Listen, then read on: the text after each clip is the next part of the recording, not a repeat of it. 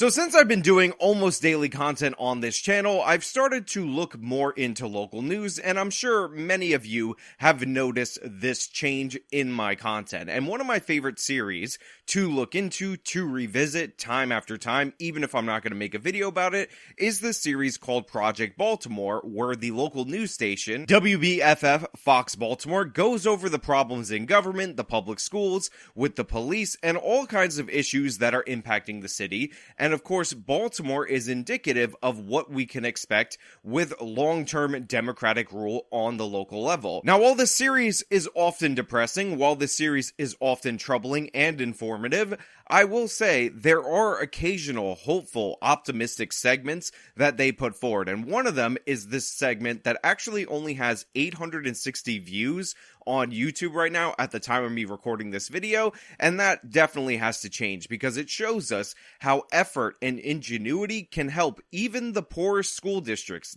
with a 100% poverty rate, achieve like the wealthier districts in the state of Maryland. So buckle up, get ready, because I'm going to inject you with a little bit of hope. But before we get into that, I just want to say thank you to everybody signed up over at actualjusticeword.com/join. Give me the money. Give me the money, okay? And thank you to the podcast listeners, Apple, Spotify, and Google's podcasting platform. The poorest school in Washington County, yet it's on par with some of the best schools in the state. As Project Baltimore's Chris Papps explains, there's a secret to success at Salem Avenue Elementary. So as you heard, one of the poorest school districts in all of the state of Maryland, somewhere where 100% of the students are below the poverty line, has achieved stunning success due to the hard work of their teachers. And as you've also heard, this local news person does not know how to pronounce the word Salem. There's a secret to success at Salem Avenue Elementary. Salem.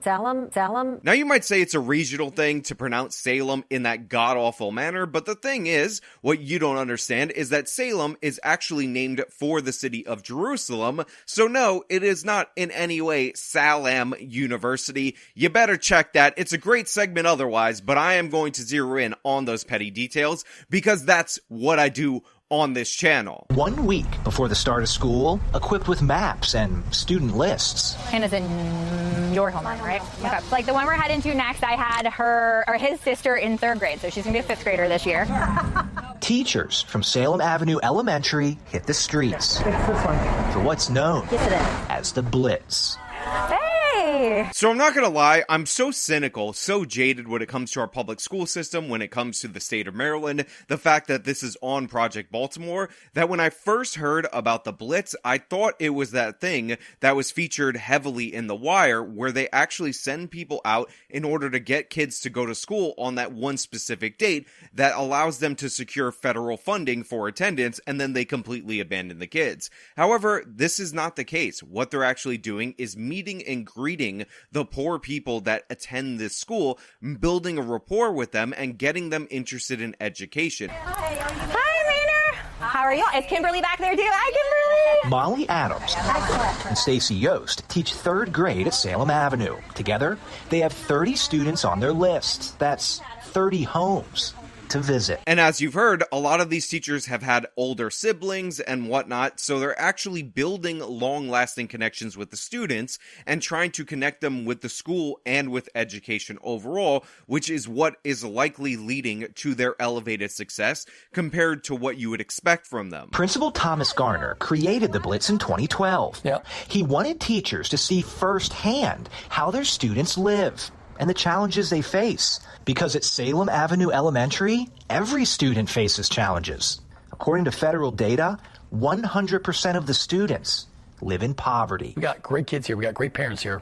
But really, teachers normally these walls protect them from the outside world. This is such a good idea. It builds so much of a connection between the education system and the community and the students. The principal should get a medal for this. And I'm being genuine about this because it's not just the teachers experiencing the poverty that their students are living under.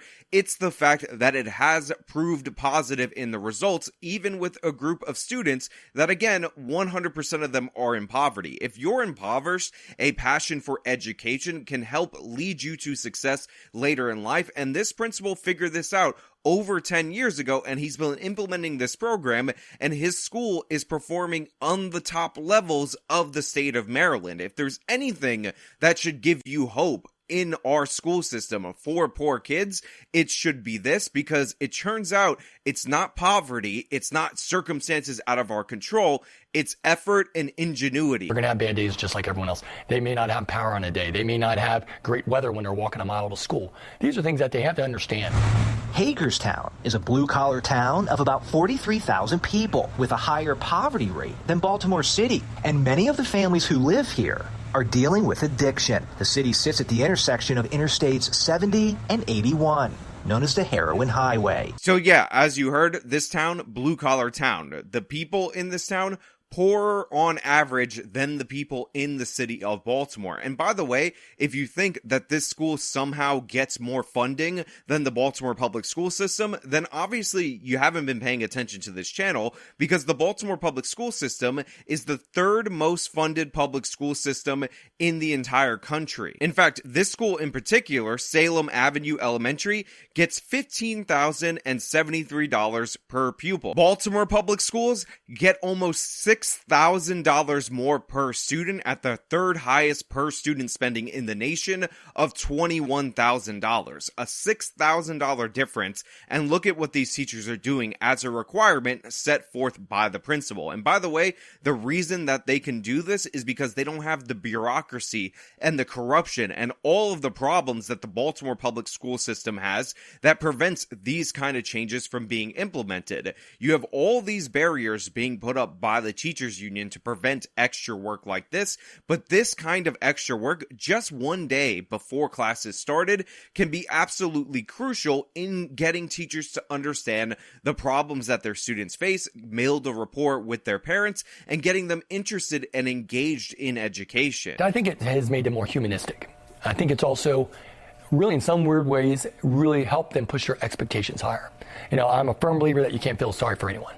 Feeling sorry for someone never has made them stronger. And that's what I mean, by the way, about attitude versus poverty being the key determining factor. The principal who came up with this says he's a firm believer that you can't feel sorry for anyone. You can't say, oh, well, that's all you can do based on your circumstances. You have to push people to do better. You can understand their situation, but having expectations is absolutely crucial in order to have success. There are roughly 1,400 public schools in Maryland. 98 have 100% poverty, meaning they receive extra federal funding to help low-income students. At Salem Avenue, every student is eligible for free breakfast and lunch, and any extra money goes towards books. The school has placed a strong emphasis on literacy, teaching children to love reading. Remember when we covered the honor roll student at a Baltimore high school, that school system that felt sorry for her, that they didn't teach her math because they thought math would be too difficult? Well, when she got to college, if you'll recall, she ended up on academic probation because she didn't know the basics that she needed to know in order to get into that university. Now, luckily, that military academy actually designed a curriculum to get her up to speed, to teach her the things that she should have learned in the Baltimore public school system, and eventually she ended up not only succeeding, but reaching near the top of her class in her military academy. But the only reason she was able to do that is because the military academy believed in her in a way that the Baltimore public schools just don't believe in the students. Again, these students are poorer than the students of Baltimore County. They're poorer than the students in Baltimore City public schools. They get less funding per pupil than Baltimore City public schools, yet the students are outperforming the state averages. They're not in one of those school districts, even though this could easily be excused, that has every single student not proficient in reading or not proficient in math. Instead, they're leading the pack in the state, despite the fact that they're not only poor, they not only have broken families, but they also have heroin addiction running rampant. They have one of the epicenters of heroin highway, right nearby. That's where their school district is situated. Every single thing is working against these students, but because this principal has that attitude and he has his teachers instill that attitude in those students, they succeed. According to the most recent state test test scores. 45.4% of students at Salem Avenue are proficient in English, a full point higher than the Maryland average. And in a state where the poorest areas tend to have the lowest rated schools, Salem is proving that doesn't need to be the case. Now look, the 45% proficiency doesn't sound good, but remember, you're comparing it to the state average, and they're a full point above that state average. So yes, I want the students to do better. Yes, I want America's education system to do better, but we do have a poor state of education in this country, but these guys are ahead of the pack, so that should be respected. But there's actually more positive data related to this. This is the only school with 100% poverty to earn 4 out of 5 stars on the Maryland Report Card, which measures overall performance based on factors, including attendance, test scores, and curriculum. Nearly all the other schools in Maryland with 100% poverty earn 1 or 2 stars. That's right. They're the only school with this level of poverty, 100% poverty, that has earned 4 stars. Almost all the other ones, 2 or below. Most of them are at 1 star. And why? Why were they able to do this? It wasn't extra funding. We just went over the money and compared it to Baltimore City public schools. What it was is an attitude, a belief that these students can achieve, and a belief and an expectation that teachers should meet them where they're at, but also push them towards reading, push them towards being successful. Expect from these students, rather than feel sorry for them, rather than excuse them, rather than spend all your time begging for more money and saying, oh, well, we can't afford to do better, so we're just going to let your kids perpetually fail and hope that eventually granddaddy federal government or granddaddy state government drops a big enough check for us to work. Obviously, these schools can succeed with the resources they have. Obviously, sometimes even when you get the federal support for the breakfast and the lunch, that does not condemn your kids to failure. Even in a hotbed of opium, these students can succeed above the state average, top 55 percentile in the state of Maryland, and outperform each and every one of the schools with 100% poverty. Look, on this channel, I talk a lot about my preferred policy preferences, how I think changes in the law, changes in attitude will work practically if they were to be implemented. But this school district and this principal, they didn't talk about their preferred policy preferences. They didn't talk about how theoretically there's a light at the end of the tunnel. They decided to act. They decided to show people the way. They decided to show people the light, and the proof in the pudding is in the taste. And even though 100% of these kids are eating disgusting federally subsidized lunches, the pudding tastes quite good. Across this country, whenever you have these factors, the excuses come out. Poverty, minority student population falling behind their white counterparts, drug addiction being rampant in the area, crime. These are all used as reasons to never act in the benefit of the students, and in fact, they're used as justifications to lower the standards, because if these students aren't meeting the standards must be set by the evil capitalist class and thus biased against the poor, set by the white supremacist system and thus biased against the minorities, set by 2 parents who don't have to deal with drug addiction, thus biased against the people who would sell their kid for $20 for another hit on heroin highway. Well, guess what? That doesn't work. Lowering those standards doesn't help anyone. This school did not do that. This school not only didn't lower the standards, they decided that they were going to excel past the standards. They needed their kids to be able to read. Not only did they commit a huge portion of their budget to reading, but they made an effort to make the students love reading so that they'd enjoy doing it themselves, so that they could be successful even after they leave the campus of Salem Avenue Elementary School.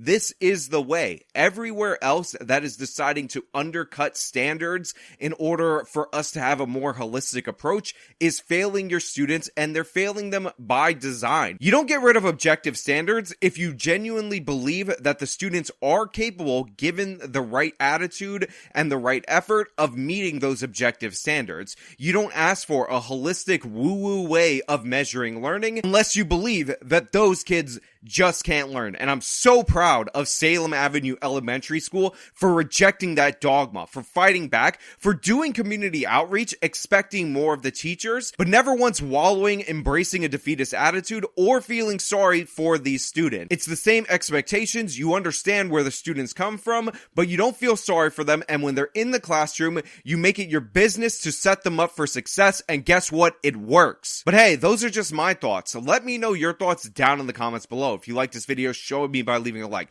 Subscribe for more content. Follow me on all my social medias. Support me via the support links in the description of this video. This has been me talking about a successful school that is poorer than Baltimore in the state of Maryland. Till next time.